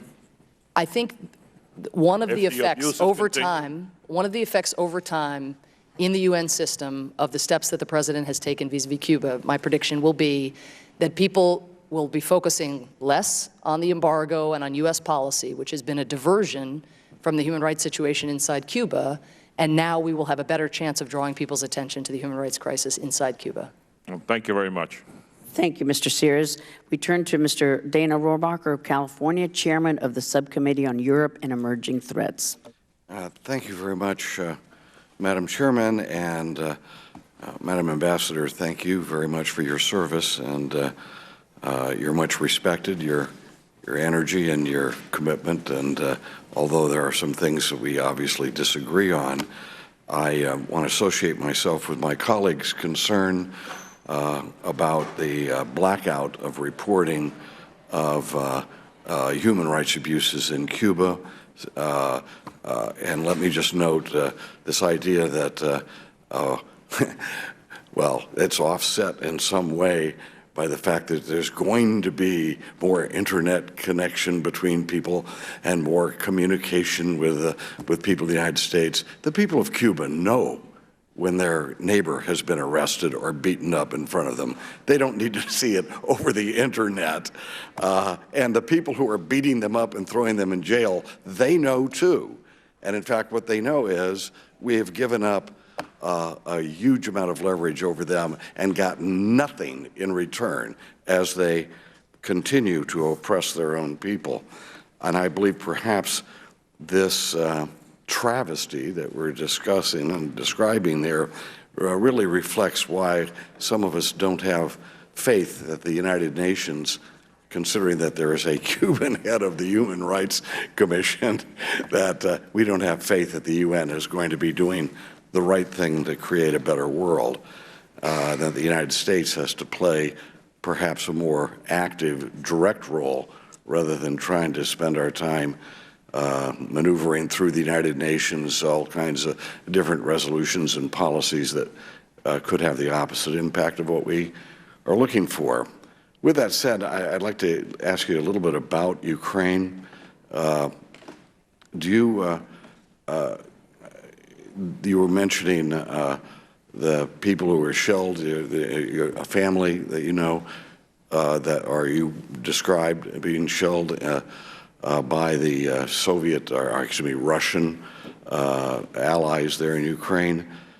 How many civilians have died since this whole incident began, do you know? 6,300 is the official number, but we think there's underreporting because the separatists don't allow access. Well, of that 6,300, how many were separatists in separatist towns and villages? That I don't know offhand. You know, I have to tell you, when I ask that question, almost nobody knows. But it was my understanding, I went over to Europe and met with some people involved with intelligence agencies in various countries, and they were telling me that actually in the Ukrainian military, which was 1/3 made up of people who were not in their military but were instead on the payroll of some oligarch, they had heavy artillery and were indiscriminately shelling these separatist villages. Do you know anything about that? First, let me actually correct what I said earlier. You asked how many civilians have been killed. Right. To my knowledge, the 6,300 figure that we have is both civilian and soldiers. So let me also get you the breakdown on actual civilians if it exists. One of the issues that I raised in Ukraine in my visit was how critical it is for the Ukrainians to abide by international humanitarian law. It's absolutely critical, and it's critical for hearts and minds as well as for Is it law. possible that the majority of the civilian casualties that you're talking about were actually civilian casualties that were the victims of the Ukrainian army and the oligarch that financed 1/3 of their army at one point? Is that possible? If I could say two things. First, I think it's highly unlikely on the basis of the reports that we've received from the United Nations and from the OSCE. Second, I want to underscore again why this conflict started. It started because Russia moved troops and weapons and so forth into Eastern Ukraine. Just so you know, Madam Secretary, the Russians would suggest it started when there was a violent overthrow of an elected government. Right. I don't make it a point of listening to President Putin's claims as a general rule. I don't find them credible. Well, I think that if you are our representatives, you should pay attention to everybody's claims, and you should refute them if they can be refuted rather than dismissing them. Because I happen to believe that if that coup, meaning violent overthrow of violent overthrow of an elected government had not happened, we would not be in this situation, and the Ukrainians would have been spared this. But and you can go beyond that to where our European allies didn't offer Yanukovych the deal that he wanted, and the response that most people in Ukraine have. They don't like Russia, and they didn't want to be in an agreement with Russia. There are a lot of things that led up to this. It didn't start with Russia going into the separatist areas That's not where it started. At least that's what they exclaim. Thank you, Mr. Rohrabacher. Thank you very much. Thank you. And now we turn to Mr. Ted Deutsch of Florida, the ranking member on the Subcommittee on Middle East and North Africa. Thank you, Madam Chairman. Madam Ambassador, thanks for appearing today. Thanks for standing up for the human rights of the people of Ukraine. I also want to thank you and commend you for the outstanding work that you've done representing this country and our values at the United Nations. Your efforts to the Security Council on the Syria conflict, your continued willingness to speak out in support of human rights, your efforts to get the UN to act on Iran's abysmal human rights record, and your unrelenting pushback against unfair and biased attempts to delegitimize Israel deserve to be commended. In Syria, we cannot succumb to a condition that you taught me, psychic numbing, despite the ongoing slaughter, and I thank you for pointing out today that the use of chlorine against one's people is the use of chemical weapons against one's people. I also want to especially thank you for your recent efforts at the NPT review conference to block language that would have jeopardized Israel's security and for preventing anti-Israel efforts to place Israel on the list of children's rights abusers. I know that going forward, you will continue to use your platform to prevent all efforts to use the United Nations to delegitimize Israel or, importantly, to impose any outside solution on the Israel-Palestinian conflict when only a negotiated settlement can ultimately bring peace. I appreciate your efforts as well that you described at the Human Rights Council, but I would suggest that the Human Rights Council cannot be taken seriously. And I am someone who believes in engagement at the UN, but I'm repeatedly shocked by the decisions of the Council, including how some of the world's worst, absolute worst human rights abusers are allowed to sit on the Council. My colleague from New Jersey talked about Cuba. Cuba's ally, Venezuela, plays a prominent role as well. And I expect the same bias will apply when the investigation into last summer's conflict in Gaza comes out, which we expect be equally one-sided. I find it absurd that the Council has only one standing agenda item, the agenda item 7, that relates to a specific country, and that country is Israel. And my question is, while it says at the Human Rights Council's website that it describes the election process, but it says the General Assembly takes into account the candidate state's contribution to the promotion and protection of human rights, as well as their voluntary pledges and commitments in this regard. Under your leadership, Madam Ambassador, has the United States suggested that any reforms can be made to the Council so that the members of the Council perhaps have to recognize the importance of human rights as well? Thank you, Congressman. I mean, let me say the language that you've just read out was language negotiated, hard-fought language negotiated by our predecessors, by the Bush administration, by the United States. Unfortunately, simply putting that language in the kind of founding ethos of the Human Rights Council doesn't make it such. And fundamentally, as I was saying earlier, regional groups put forward the candidates they seek to put forward, and sometimes there are a whole set of backroom arrangements and all kinds of bilateral issues that are at stake in which people agree to give votes to certain countries on the basis of things that have nothing to do with human rights. So just stipulate.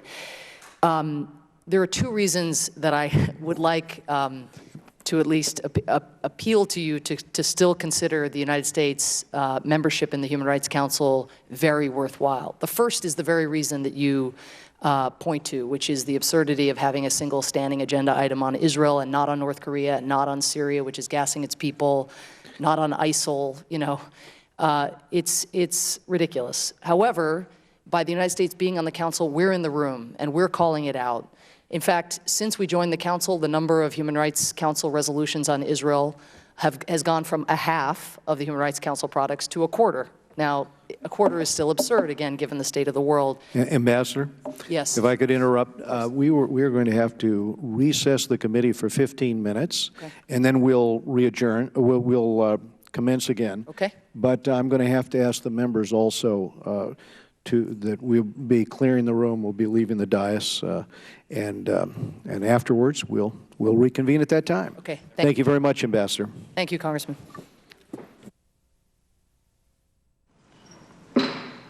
This hearing will reconvene, and let me say we appreciate the work of the Capitol Police to make us aware of the security situation and to ensure that the hearing here is safe to reconvene.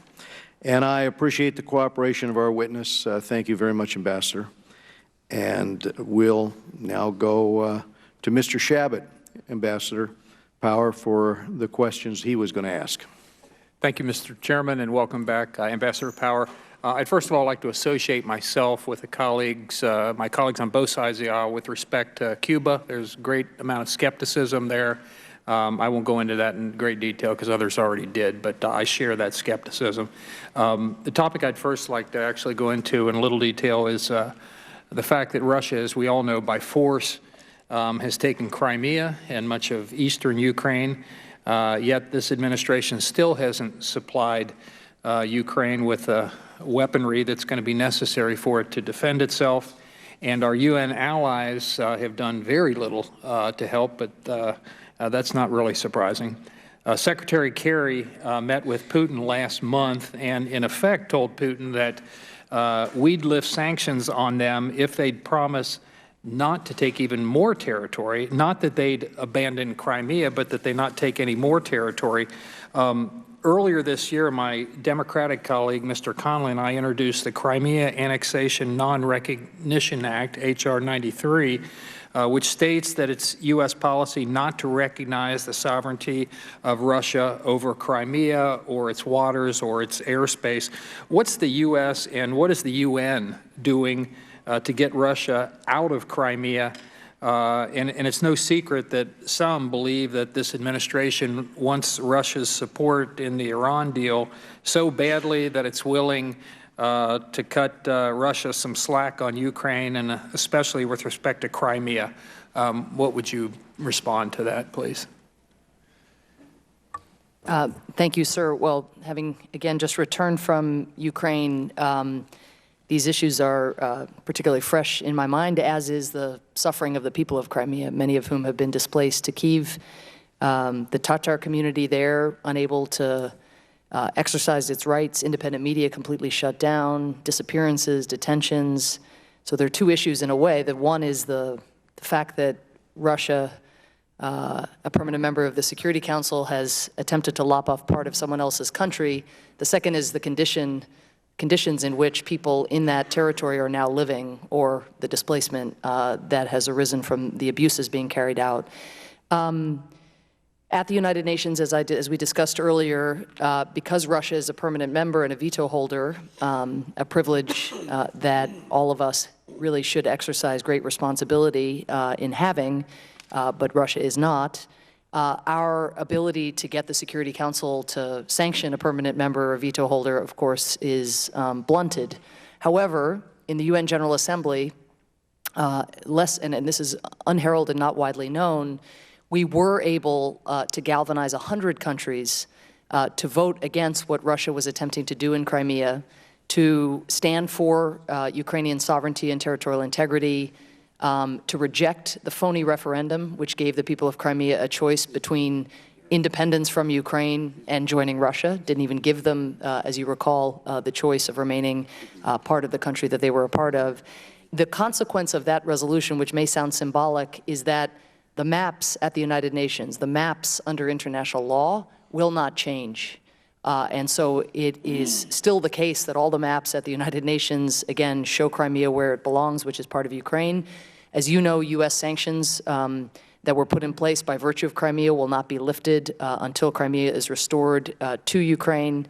And with regard to Secretary Kerry's meeting, I don't know if there's been misreporting, but the U.S. position has been very, very clear, which is Minsk implementation is required in order for there to be any off-ramp on the eastern Ukraine related sanctions. Minsk implementation, as you know, would result in the restoration of the international border to Ukrainian sovereign control. So that is our position. That is the position also that the Europeans agreed to at the G7 meeting. All right, thank you. I'm getting close to the end of my time, so I've got two questions, but I'm just going to get to one. I think, as we all know, pretty horrific things have been happening to, especially Christians, but to Muslims as well under ISIS control. We've seen, dozens of people taken out to beaches and beheaded in Libya.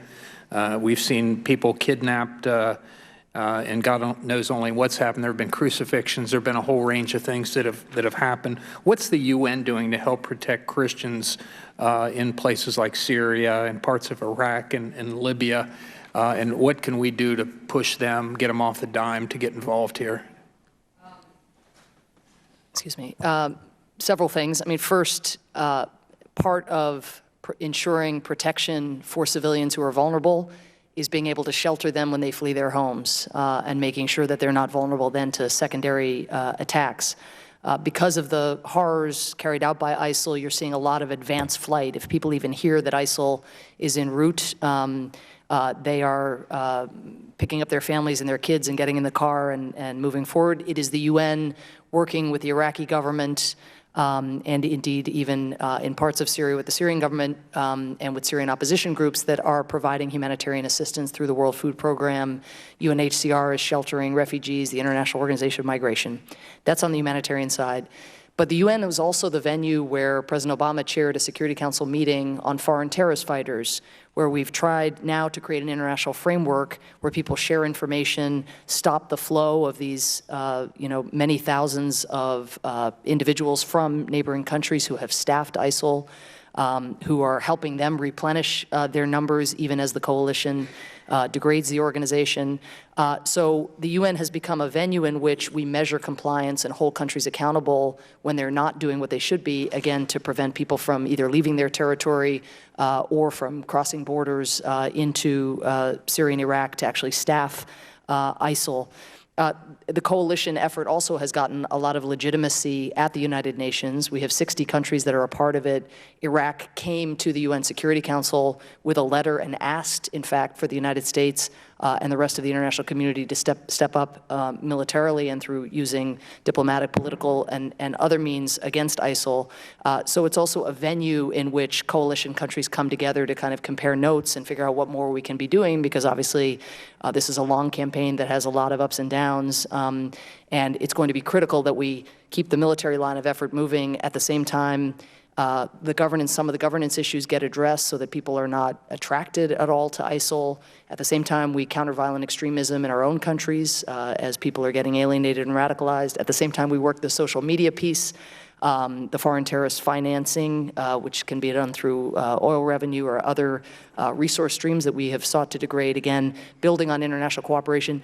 But so much of the ISIL equation is the product of things crossing borders. And this is where, again, the United Nations, for all of its flaws, shows its indispensability, because it's the one organization that can impose standards, that can hold people accountable globally, that can be a venue for naming and shaming, but also for mobilizing resources. Thank you. We'll go to Representative Karen Bass of California, ranking member of the Subcommittee on Africa, Global Health, and Human Rights.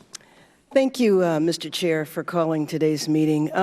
Ambassador Power, in your opening statement, you really demonstrated in a few minutes the complexity of what is happening in the world today.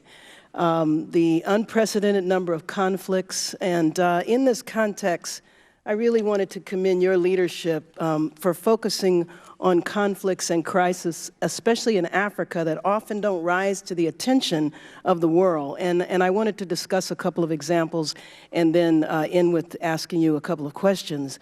You mentioned Ebola, but I really want to highlight the fact that you led the effort in the UN to push the international community to take action. You chaired the first emergency meeting to gather momentum for international support, and I really think it's a source of pride for all of us, the role that our nation played in stamping out Ebola in Liberia. And I do want to ask you about this in a minute, because we have some new cases. In terms of Boko Haram, in October of last year, the Security Council took an important step to help the Nigerian government defeat Boko Haram and assist in the effort to return the girls. And you may know of a weekly campaign that goes on here that's led by Representative Wilson, where members come together and make sure that members of Congress do not forget the girls that have been missing for over the last year. So I appreciate your support for U.S. funding to directly support the AU's effort to eliminate Boko Haram. And in terms of the Central African Republic and Burundi, I had the privilege of traveling to both those countries with you. You were first in pushing our response, in part because of your leadership in forming the Atrocities Prevention Board. And my understanding is the board was informed and responded to the crisis at its onset and delivered $11 million in humanitarian support, $60 million in military assistance to the international effort. In Burundi, when we traveled there, you and Ambassador Thomas Greenfield met with the president and encouraged him not to try to run for a third term. And he did just that. And there was the attempted coup, and now there is chaos. And so a couple of the questions I had, I wanted to know if you could provide an update about the UN response to the crisis in Burundi, CAR, and then also the new cases of Ebola that have emerged. Thank you, Congresswoman. Just to your opening point about the extent of the crises, the gravity of the crises, one of the lines I've been drawing on lately is Shakespeare's line from The Tempest, which is, "Hell is empty, all the devils are here." I'll remember that. Sometimes it feels that way. And just to underscore also the pride, I think, all of us, and it really was a massive bipartisan, a shining example of what a significant bipartisan effort the impact it can make in the real world on Ebola. I mean, people really stepped up in this country, and of course in the Congress providing the resources that we needed and drawing attention to the crisis. President Obama sending nearly 3,000 troops as well as a couple thousand civilians. And then the American people. I mean, ultimately this effort was staffed by sanitation workers, health workers, doctors who left their families and took tremendous risks, recognizing, again, a kind of core axiom of the international system, which is it won't come here if we can neutralize it there. And just on that score, where we are right now, when that meeting at the Security Council that you mentioned occurred and when President Obama made his announcement, which we then used to leverage to get commitments from other countries, you had the CDC and others projecting as many as 1 million infections by January of 2015. We're now down to around 25 cases a week in Sierra Leone and Guinea. And Liberia, of course, we've been down to 0 since May. It's tricky, the last stage, and as long as there's one case, it's a case that can quickly, exponentially multiply. The systems are now in place, so again, the risk of a massive spike is been mitigated substantially by the investments that we've already made. But sort of kicking it and getting, not just bending the curve, but ending the curve, it's a very, very challenging last phase. The World Food Program is there, providing food to people who go to clinics, because part of the challenge has been ensuring that individuals will step up and allow themselves to be isolated. They were often worried initially that if they left their families, there'd be nobody to take care of their kids or their families. So it really has had to be a comprehensive effort. And I'd say the biggest challenge outstanding is in Guinea, still the level of community resistance to outsiders and to messages from the center has been an impediment. But that's what we have to overcome here in the next phase and get this down to 0 and then concentrate on building back better, so that these societies are not only less vulnerable to an Ebola outbreak, but also to other forms of infectious disease and other health crises. Very briefly, if I may, just on Burundi, you're right. I think when we look back at the last year, we can, on the one hand, take some satisfaction that we really did go all in on preventive diplomacy. We recognized that a decision to choose to seek a third term by the President of Burundi would be a violation of the letter and the spirit of the Arusha Agreement, because the Arusha Agreement had been the social compact on which so many of the ethnic and political tensions had been, if not laid to rest, at least neutralized. Violating that agreement was bound to have severe destabilizing effects, and we got ahead of it. The message was sent. The Security Council also traveled in the wake of our visit. Huge and sustained high-level engagement by the United States. But at a certain point, you can deliver that message. You can say, put your country first. Please, Mr. President, be your country's George Washington. Be prepared to walk away. and certain leaders will put their own self-interest above the risks of severe destabilization. Right now, there is a UN envoy who's attempting to broker a way forward between the opposition and the leadership, but the third-term issue remains the central sticking point, and it's now been compounded by the fact that the government, in the wake of an attempted coup, which we condemned, the government has now attempted to shut down almost all of the independent media, deny freedom of association. So once people's rights are violated, then again, it's a further destabilizing phenomenon. So, we'll go now to Mr. Michael McCall, Chairman of the Homeland Security Committee. Thank you, Mr. Chairman, and thank you, Ambassador, for being here. Let me first, I led a delegation to the Middle East and Europe. Let me commend you and also working in concert with Lisa Monaco on, we met with the Turkish officials, and the information sharing on travel and watch lists is a huge breakthrough, and I commend you for that. And I also encourage you to keep the pressure up on the foreign fighter issue. As you know, the EU, if you're a citizen of the European Union and coming out of the region through Turkey, you are not going to be screened past a watch list, which I thought was a sort of glaring security gap. I know the EU Parliament is getting ready to address this issue. Many of the countries we met with, they understand the threat that poses, and I hope that you can continue to apply that pressure. Let me turn to foreign aid. We give a lot of money to countries that vote against us in the United Nations, and President Reagan's ambassador, your predecessor, Jean Kirkpatrick, testified before Congress. So we need to communicate to nations that their attitudes and actions inside the UN must have consequences for their relations with the United States outside the UN system. And in response to her testimony, Congress passed legislation that would tie their voting patterns at the UN to the amount of foreign assistance provided. However, unfortunately, in 1990, this provision was repealed, but the State Department continued this practice of reporting to Congress on voting, included in its report voting at the UN, and listed foreign assistance alongside countries voting both for and against the United States. The Obama administration ended this practice in 2010, and I wanted to see if you could explain to me why the administration ended that practice. Well, I'm actually not aware that we ended that practice because we still retain very, very careful records of voting coincidence with the United States. It's extremely important. I study these, pore over these, look at ebbs and flows, try to explain why a country goes from a yes vote to a no vote or an abstain to a yes. And so it's extremely important, and we believe very much in transparency, and I'm sure that this is something we can look at and maybe we can take offline.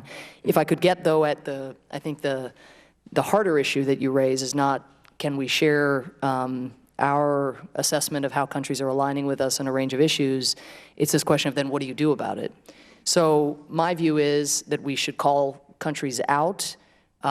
We should press them publicly and privately. It needs to be raised in capital. One of the advantages of being a member of the President's cabinet is the close working relationship I get to have with Secretary Kerry and Ambassador Rice, and puts us in a position, again, to elevate what often their ambassadors are doing, sometimes without even capitals knowing, and making sure that there's an accountability chain back to the Capitol. Depending on the vote, I mean, it's conceivable that you could look at more robust steps along the lines you described, but let's recall, I think, that often countries that may vote against us, let's say on a resolution in the General Assembly, or I shouldn't say against us, but against a resolution that we vote for, those same countries may be providing peacekeepers to northern Mali, preventing a resurgence of extremism or seeking to. They may be countries that we are providing very generous contributions, thanks to the American people in the Congress, on PEPFAR and on combating HIV/AIDS. We're all part of now trying to ensure that girls get educated around the world. A lot of that foreign aid can be dedicated to that. Ebola, we've described, the investments in the global health security architecture we have to make that's in our interest over time. So usually the decisions around who we provide assistance to are overdetermined by a set of factors and a set of interests that are also very, very important to us. And so I just think we want to look. I know my time's getting. Yes. And it's a very complex, extraordinarily complex. But I do think Congress has to look at this issue. And I know you're required to submit an annual report on the voting practices in the UN. It was due on March 31st, and it's June. Are you planning to submit this report? We meet our obligations to Congress, so yes, okay. I will again look into where it is. Okay. Maybe on my desk. Well, I'd like to see that, and I recognize the complexity, but it is important to us. So thank you very much. Mr. David Cicilline of Rhode Island. Thank you, Mr. Chairman. Thank you, Ambassador Power, for being here today and for offering your expert testimony on many of the issues before this committee. I want to begin by commending you for your tremendous work and your leadership at the UN. As Congresswoman Bass said, in a very complicated world, you've provided some extraordinary leadership and have been able to lead an effort to accomplish quite a lot at the UN. So I want to thank you for your service.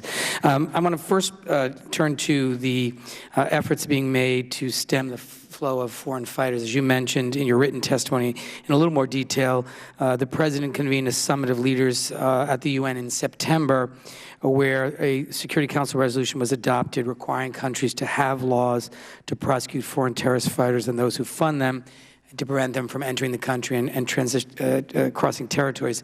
What seems to be the greatest challenge in seeing those measures implemented, and are there things that we could be doing to support that effort? Because we've heard so much testimony over the last several months about this issue of foreign fighters and stemming the flow of foreign fighters, and this seemed like a positive step, but I'm just like to hear your thoughts on that. Thank you. It's not often how the question is posed, which is why, which I think is really important.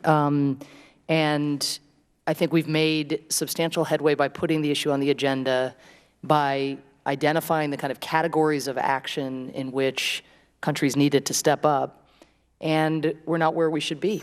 And by we, I mean the international community. And we just, Secretary Johnson, our Secretary of Homeland Security, just got to make this point. We held about a month ago the first ever UN Security Council meeting in which interior ministers sat in the chair. And this was our logic of saying, you know, in the old days, if threats were one country crossing another country's borders, it made sense for foreign ministry people to be talking to one another. But here, when the threats are deriving often from lapses in internal security or from a community's failure to catch that somebody was drifting off and potentially even about to become a foreign terrorist fighter, we need to get people who actually are presiding over those programs together. And so I think it's where the UN needs to go in the 21st century, is have more of those technical discussions where people who are dealing with threats inside their own borders come together. But to your question on why, I think it's, of course, a combination. First, there are major issues of state capacity and state weakness.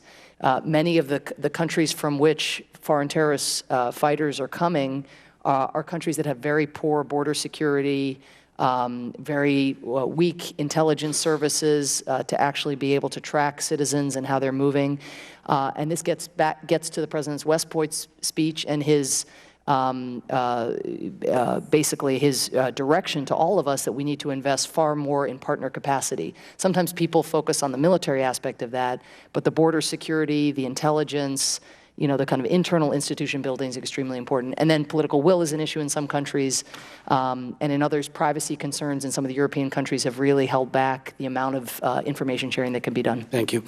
With respect to the efforts of the UN to protect LGBT individuals around the world, I would like to speak a little bit to that, because as you know, we have seen terrible increases in violence against members of the LGBT community in places all around the world. And I know you've led some work at the UN, and maybe it gives you an opportunity to talk about some of the successes as a result of our participation in the Human Rights Council, recognizing it's a flawed entity with a lot of criticism that you heard today at the hearing, but I know there has been some good that has come from our participation, so maybe you could speak to that briefly.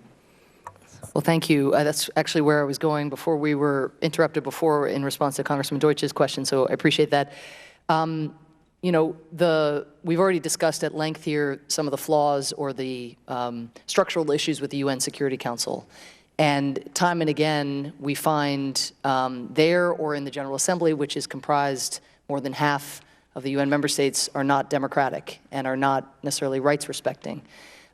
So the Human Rights Council can be a venue in which like-minded countries can come together to push the envelope on norms. And in the case of women's rights, we all remember back back in 1993, the Beijing Conference on women's rights or human rights. The same shift has now happened on LGBT rights, where the declarations have been made, where resolutions that ban extrajudicial killings against various persecuted groups, now we've managed to insert those killed on grounds of sexual orientation or sexual orientation status. I think that's an example, again, of finding the institution, forum shopping in a sense within the UN, finding the institution where you can mobilize the votes and then pushing the envelope. What we have now, just this month, is the second report ever prepared by the High Commissioner for Human Rights on the treatment of LGBT persons. So for the first time, again, you have a norm. That's important, but not everything. Implementation is what matters. Then you have accountability to that norm. How are countries measuring up, actually documenting that for the first time? So people who have felt invisible in their societies and persecuted now know that the international community is watching and that we have their back. Thank you very much. Mr. Chairman, if I might just, I know my time has expired, but I might just submit a question and ask for a written response. I'm proud to be the co-chair of the Congressional Peacekeeping Caucus, which we just recently formed along with my colleague Adam Kinzinger, so that members could discuss the implication of regional peacekeeping operations and their impact on U.S. foreign policy and national security. And so if you could, Madam Ambassador, let us know what reforms you think are needed, what role the U.S. has played in supporting peacekeeping missions, and what benefit do these international forces have to American strategic goals and national security, and have UN peacekeeping missions been successful in carrying out their missions? It would certainly help guide the work of this new caucus and continue to hopefully be a supportive entity within the Congress for the work of the UN and its peacekeeping operations. And I thank you again, and I yield back, Mr. Chairman. We're going to go to Mr. Ted Yoho of Florida, and then back to Mr. Ted Deutsch of Florida. Thank you, Mr. Chairman. Ambassador Power, appreciate you being here. You were talking earlier today about these are the kinds of conditions we were talking about Syria and the Ukraine, kind of conditions and situations we see conflict in that the UN was created to prevent. You know, we look at Ukraine, Syria, over 200,000 killed, Afghanistan, Iraq, North Korea, Africa, you know, can go on and on and on. Why has the UN not been more effective in preventing these? I read a report today talking about the peacekeepers in Haiti, and there was over 220 examples of the peacekeepers trading phones and aid for sex. And, you know, they're supposed to be out there promoting this, yet this happens over and over and over and over again. Yet we do a study to study it, and there's no end in sight, it seems like. Why are they not more effective? Thank you, sir. And I think more importantly, how to make them more effective. Right, right. No, that's the question I ask myself every day. I mean, first, the they is also us, right? We're part of the international system. So there are 193 countries, half of whom are not democratic. To some extent, the organization is going to reflect some of the dysfunction of member states who comprise the organization.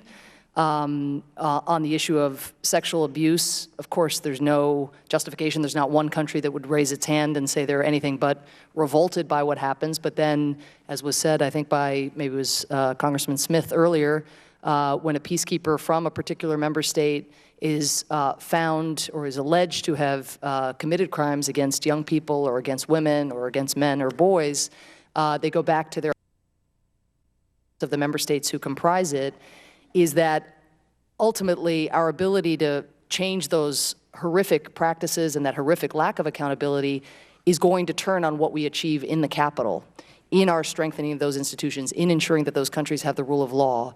You know, in a democracy, if somebody was accused of that, they would come back and they would face, I think if it was a European or an American peacekeeper, they would go through a formal justice system. That's not what happens in a lot of these developing countries where those systems are underdeveloped. So this is why investments, again, in the kind of institutions that we were talking about, also in the context of foreign terrorist fighters, is very important. But it's also why using our platform to denounce this, to never tolerate it, and to emphasize the one part of the UN that we fund, which is the Secretariat, that on the one hand is gets instruction from the member states, so suffers from the same issue that I've described already, but has autonomy. And for them, for the Secretary General and his team to be investigating these abuses, to be sending people home, to be calling on those member states, even publicly if that's what's required, to investigate and to build on some of the internal, you mentioned studies. Nobody likes studies for their own sake. But when you find that a country has not actually prosecuted a person who has violated a child who has relied upon that individual for protection, right. You call that country out, you visit that country, I want to come back to that, accountability. and, you know, because that's where I think we need to go. I want to switch over to Iran. You said the Obama administration led unilateral, multilateral, multinational sanctions against Iran to bring them to the negotiating table on the Iran nuclear agreement. What was the purpose of that whole negotiation? What were we trying to prevent? The negotiation or the sanctions? Well, the sanctions. What was the whole point of that? I know it was to bring them to the negotiation table, but with the Iran nuclear negotiation now, what is, in your mind, what are we trying to accomplish? We are trying to deny Iran a pathway to a nuclear weapon. Okay. That's what everybody says, but yet we're beyond that because, you know, I've had expert after expert over 2 years sitting right where you're at saying that Iran has enough material for nuclear bombs now. Henry Kissinger came out and said that. George Shultz said that. We had a general, retired general last week, say they have enough right now. And I think we're beyond that. And I just don't see, you know, in good faith how we can support this agreement. I would think that sanctions should be back in place. And you said that President Obama has snapback authority with his pen, is what you said. Do you really have the expectation that a snapback would be effective? You know, I mean, they're not even coming clean now. So why would we go forward? And if we do find out, you know, and it's more evident that they have not held up to their end of the condition, do we really think that we're going to put these sanctions back in place with snapback? First of all, again, there is no deal. We are still negotiating a lot of the terms of the deal, and as you can see from some of the public commentary, there are significant differences that remain, and our red lines are red. And we're not going to take a deal where we can't come to the American people and say that we have achieved the objective that those sanctions were. I'm out of time, but our red line is they can't have nuclear weapons, but they already have, so we've passed They don't have a nuclear weapon. well, the experts disagree with you. I don't think there's an expert who says Iran has a nuclear weapon. No, they have the capacity right now to have that. So I think we're beyond that point, trying to prevent that which we can't instead of preparing for that which will be. Thank you. We go now to Mr. Ted Deutsch of Florida for 2 minutes, for his remaining 2 minutes. Thank you, Mr. Chairman. And Ambassador Power, thank you again for being here. Thank you for staying to give all the members an opportunity to discuss these important issues with you. I just had 2 final points in my remaining time. First, you had said earlier, in response to a question about the specifics of snapback, that Congress will be briefed if a deal is done.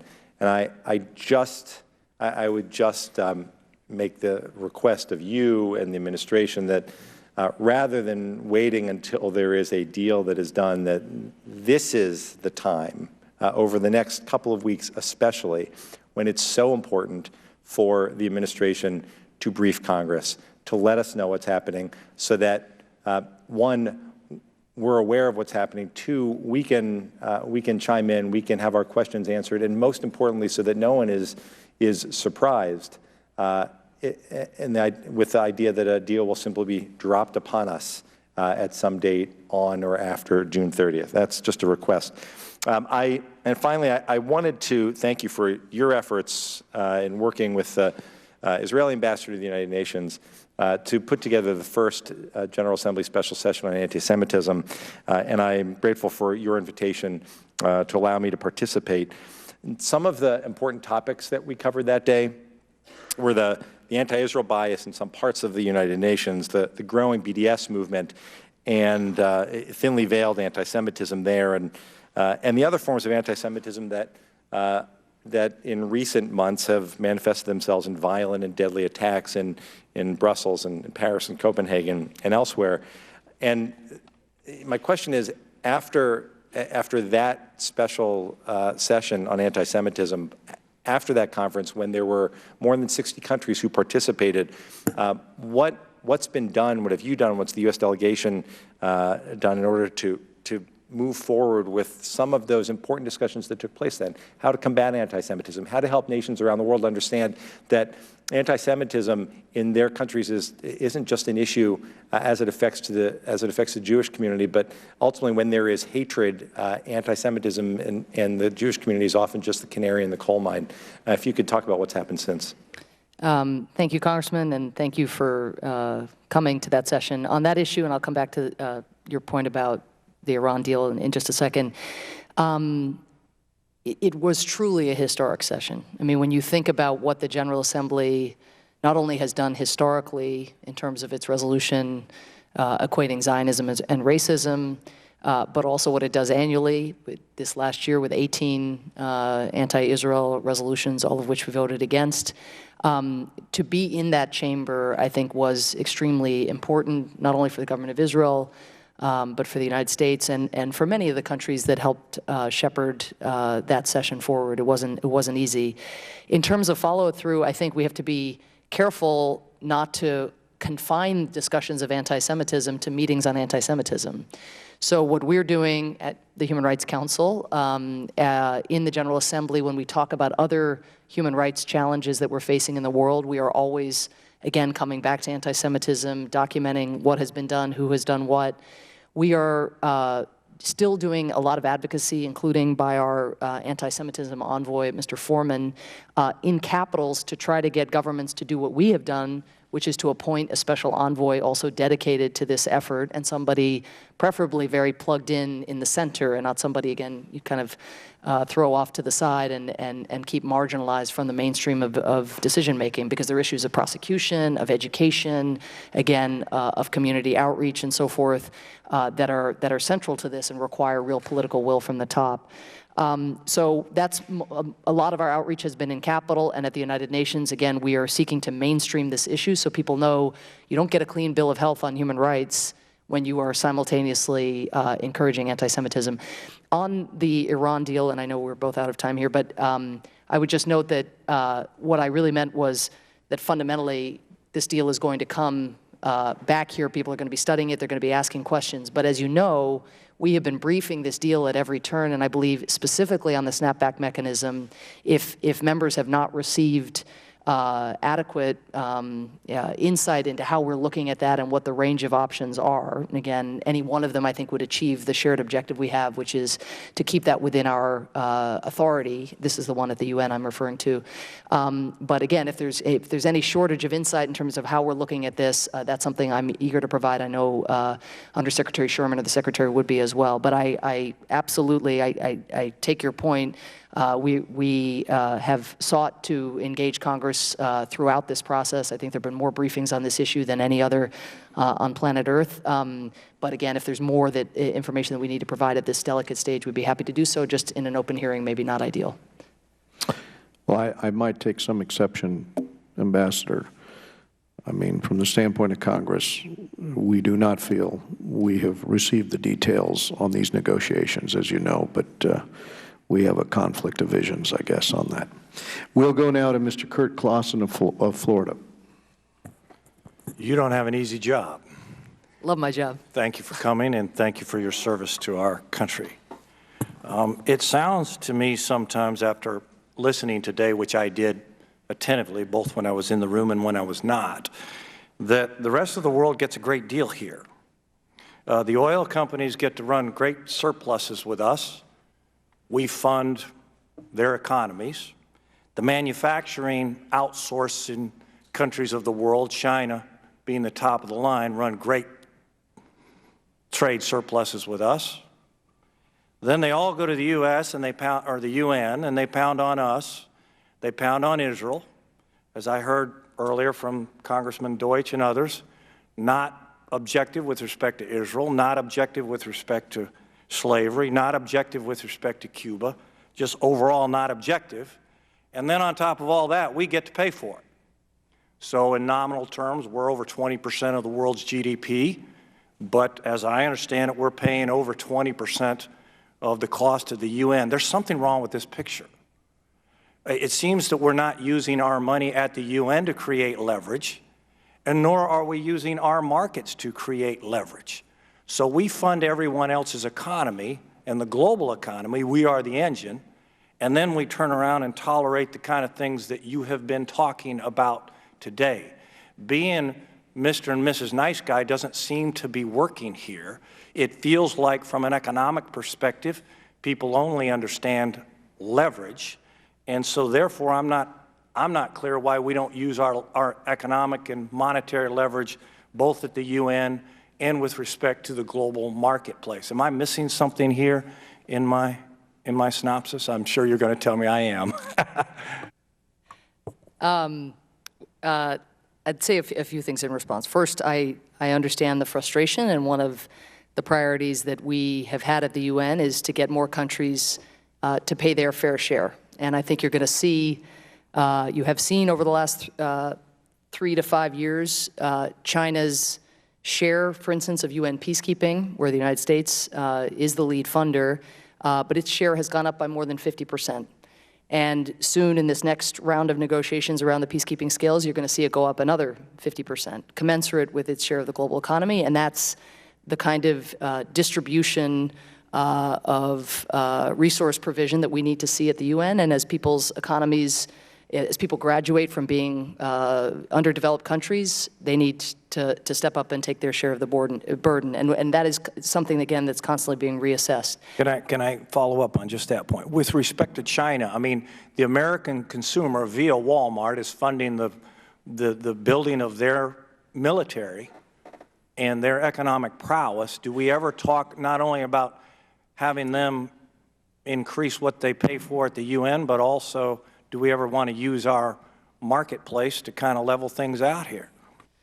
Well, just to stick to what I know best, which is the place I work and how we engage the countries that you have expressed concerns about, you know, the fact of the matter is we as a nation, as we saw with the Ebola crisis, have an interest in global health security, in part because of the globalized economy, in part because goods and people are crossing borders in the way that they are. And so the notion that we can kind of take our marbles and go home and wish everybody the best and say, well, good luck with that, I think doesn't really get at the core national security linkages and human security linkages that exist in 2015. I also would note on peacekeeping, which is the place where, again, it's fair to ask, shouldn't other countries be stepping up more, that peacekeeping, while we are a major contribution, it is not our forces who are going into South Sudan and, you know, being on those bases and protecting civilians. It is not our forces in northern Mali, more of whom have been killed this year than in any peacekeeping mission by IEDs and other things. We're taking advantage of the global system as well in order to ensure that issues of shared security are being patrolled and manned by individuals other than Americans and American families, because we've done more than our fair share over this last decade. Indeed, the peacekeeping share that we pay still leaves the rest of the share. So even put to one side the fact that it's other countries' troops and police that are going to those dangerous places, other countries are also paying 72% of the burden. And if you look at NATO, defense expenditures, where Europeans really have not stepped up to allocate as much of their GDPs to defense as they should be, the figure is reversed. We are 80% of NATO's defense expenditures. So I actually think, even though UN peacekeeping suffers from all of the flaws that we've described, and that's why President Obama has launched this very aggressive initiative to try to enhance accountability and ensure that those missions have better capabilities to protect civilians and prevent sexual abuse and so forth, in terms of our interest in actually seeing atrocities be prevented, global epidemics stemmed at their source, radicalization prevented by virtue of actually having some stability. The rule of law advanced, not least also because of corruption and some of the other things that we see, which don't help American companies seeking to operate in these environments.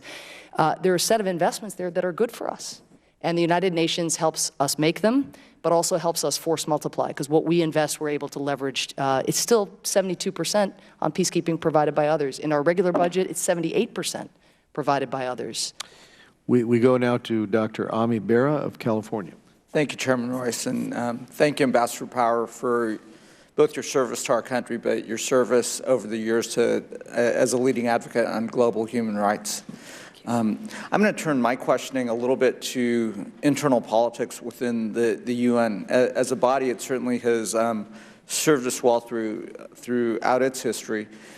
But if we look at the makeup of the UN Security Council, it does seem like it is time to revamp the permanent membership of the UN Security Council, certainly to include the G4 countries, India, Brazil, Japan, and Germany. If we take India specifically, soon to be the most populous nation on the planet, one of the fastest growing economies, certainly a critical ally of the United States. And my understanding is President Obama has also publicly stated that he would be supportive of including India as a member, as a permanent member of the UN Security Council. Can you give us a sense of how this body, working with the administration, might be able to work within the political structure of the United Nations to move forward, including more nations as permanent members, again, and recognizing the world that we're in the 21st century? It's an excellent question, and because it's the 70th anniversary of the UN, it's a question that many of my counterparts from around the world are asking this year specifically. And there's no question that when you have a body whose permanent membership hasn't changed in 70 years, there are people on the outside who ask, well, is this the alignment of power and influence in 2015? And it's hard to say that it's a perfect calibration. I think the challenge is, while almost everybody is supportive of Security Council reform in the abstract, there are huge and quite bitter divisions within the UN membership about just who should get those seats. While India has the support, the United States has made clear, President Obama made clear, as you know, on his trip, that we can't imagine a reformed Security Council that wouldn't include India. There are other countries who are throwing everything they have at preventing that outcome. And so what has not happened is you've not seen one version of Security Council reform that has gathered a majority of countries. Even this year, when there's been more action on this issue, you really haven't seen momentum, again, gather around any particular reform scenario. The U.S. position is very clear. We, again, recognize some of the legitimacy challenges that the current council poses, particularly in terms of its permanent membership. We recognize the growth and the influence of countries like India, who incidentally also are one of the leading contributors to peacekeeping, so do a huge amount within the UN family and have a huge amount to offer as the world's largest democracy. But we also are very focused on the effectiveness of the UN and efficiencies. And so we're also looking beyond that case at how countries would likely perform on the Security Council. We're looking at issues related to voting coincidence, which was discussed earlier, because of course we're looking for countries that share our approach to promoting international peace and security, to promoting human rights, to seeing the linkages between the humanitarian and the human rights on the one hand and the peace and security on the other. It's not clear that this is going to move forward quickly. As these discussions take place and the UN debates how to expand the Security Council, are there things that this body, Congress, can do that would be productive in helping move this along? Well, I probably should have noted that in order for Security Council reform to take hold, this Congress would also have to ratify any reform package. So in the past, when the size of the council, while the permanent membership has not changed since 1945, the size of the council has, and that has to come before this Congress. Maybe one thing that could be done as an intermediary step is to actually pass IMF reform, because one of the things that these emerging powers look to is the Congress's ability to ensure that to support measures that would ensure that international institutions actually reflect 2015 measures of influence, including economic influence, as distinct from those from a decade or more ago. And that has been stuck here, as you know, for some time, and I think would be a very important show of our attention to the rise of these countries, to the need for their voices to be exercised, and also to the need for them, for the need for these countries to dedicate more resources to the commons. Because just as they want more representation and more authority, we would also like to see them, per our last exchange, contribute more, to everything from peacekeeping to development to humanitarian assistance, et cetera. Great. Thank you, Ambassador. Thank you. Well, thank you very much, Ambassador Power. We thank you for being with us this morning, and we also thank you for returning after our brief interruption. And I look forward to continuing to work with you on the pressing issues raised here today, including the plight of Rohingya refugees, on issues like peacekeeping reform and the ongoing crisis in Syria, and of course with you and the administration on Iran sanctions. The committee trusts the administration will be in close touch with us on these negotiations. We don't want to be surprised in the final agreement, given the position that Congress has taken on this, and especially the suggestion that the administration may be backing off its original demand that Iran submit to inspections of its nuclear sites at any time. This is important to us, as is this question of the lifting of sanctions not being on the front end as a signing bonus, but instead being over the long haul of what was supposed to be a 20-year agreement. But we thank you again, Ambassador, and see you soon in New York. Thank you, Mr. Chairman.